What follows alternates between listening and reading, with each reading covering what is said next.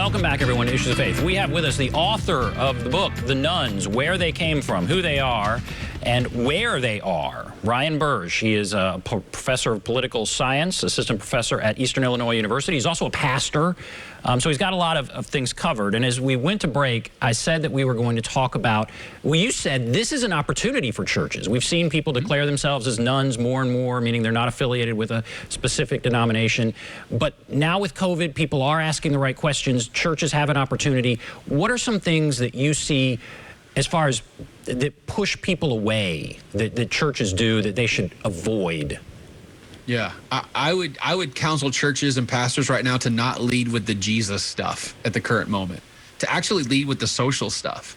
I think, you know, many churches have gotten so evangelistic, they think that like we have to like preach the gospel at everything. And I think as we're emerging from our COVID bunkers, we're looking for socialization first, right? So I've been counseling pastors and churches, have a barbecue, have a picnic. Have a bags tournament or a horseshoe tournament on the church grounds, but don't have, you know, praise and worship time, and don't have a tract giving out and a pastor preaching, you know, heaven or hell. Just let people have space to come in and hang out and just enjoy each other and you can do it outside because the weather's getting better, right? So perfect environment for the kids to see other kids, for the adults to see other adults. And then, you know, if people oftentimes come to church for the wrong reasons and then stay for the right reasons. So let's give them a whole lot of wrong reasons to come. And a wrong reason is free food and good times, right? Just let them come and hang out and enjoy it. Don't lead with all that other stuff right now. I think a lot of things that turn people off to church where they felt like they had to check all the boxes. You know, I have to be married. I have to have kids. I have to have a stable job. I have to have money to give on the plate.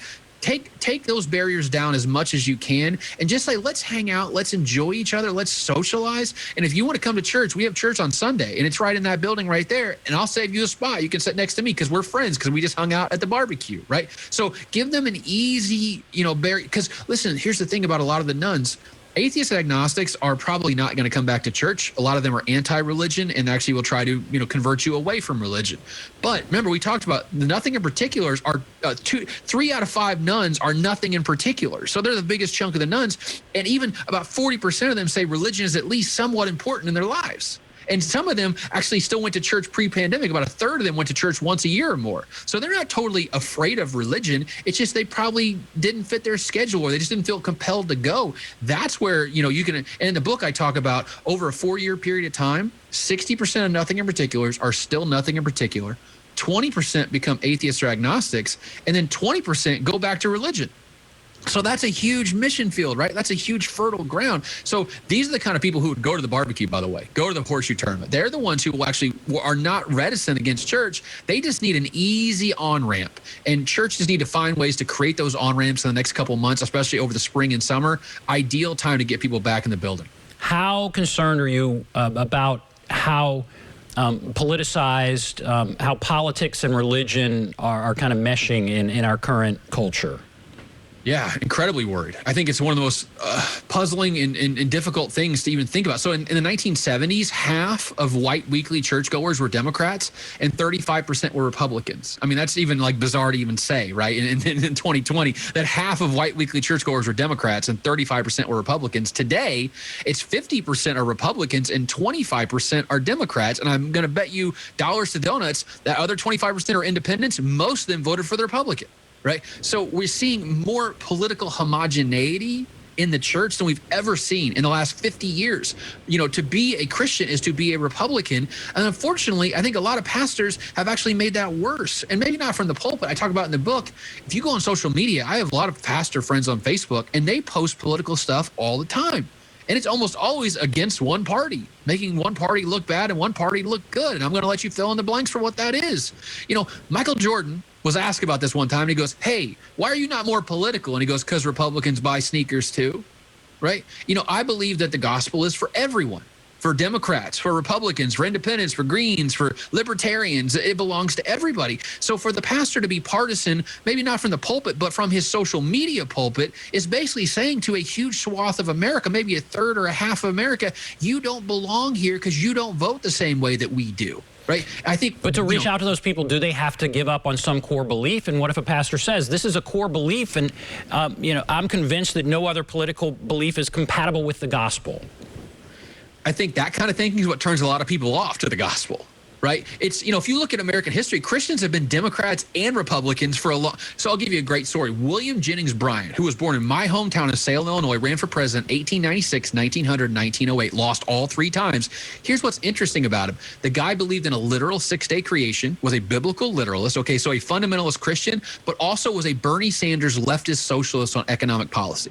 Okay, so we've not always been the way that we are right now. Martin Luther King Jr. was a good Christian. He was a Democrat. You can be a good Christian and be a Democrat. You can be a good Christian and be a Republican. Christianity is not one party or the other party. And I think the problem is we get into this boxed type thinking where it's these things have to go together. And so in the book, I talk about there's theological principles that we could tie into that are nonpartisan. I talk about Imago Dei, which is the idea that every human being is born in the image and likeness of God, which means that God cares about the unborn, but God also cares about the immigrant.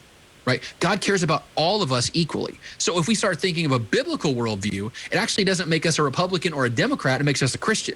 And sometimes our policy views align with one party, and sometimes they align with the other party. But if you're going to be partisan, pastors, you need to give it to one party as much as you give it to the other one, because people in the pews need to know to be a thinking Christian in 2020 means not being partisan, not being stuck with one way of thinking. There's many ways to think about the gospel. There's many ways to think about politics in the gospel. We only have a minute and a half left. I could talk to you for a long time, but in the book, you talk about you were frustrated, your church wasn't growing like you thought, and you decided to do what? Yeah, we opened a brown bag program where we put a bunch of snacks in a brown paper sack and take it to the local schools. We have a lot of poverty in our community. 86% of kids in the public school are on free or reduced lunch.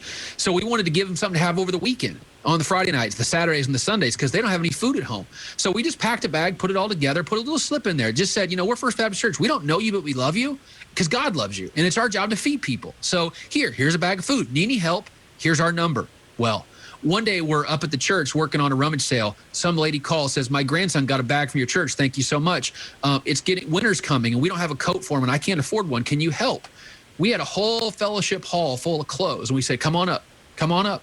And he came and filled 3 bags full of clothes. His grandma stuffed 3 bags full of kids' clothes for him and his sister. And they walked out with 3 bags of clothes. I don't know the kid's name. I don't know the grandma's name. And I don't care because they walked out of there knowing a church loved them and cared about them. And when that kid talks about faith someday, I hope he says, I'm not religious, but one time when I was a kid, a church looked out for me and they're not so bad. Right? Those are the kind of small things that we can do to kind of turn the tide and make people think that church is not about hate and intolerance and all those things, but church is about love and caring for people that we don't know about, because that, I think, to me, that's what the gospel is about. It's about caring about everyone, regardless of their political affiliation, their age, their gender, their race. We care about them because God cares about them. So great to talk to you. I wish we could talk to you longer. Ryan Burge, author of the book, The Nuns, Where They Came From, Who They Are, and Where They Are. There is the book. Thank you so much for being with us. Absolute pleasure, Ben. I appreciate it. And thanks to all of you for watching Issues of Faith. Have a great day, everybody.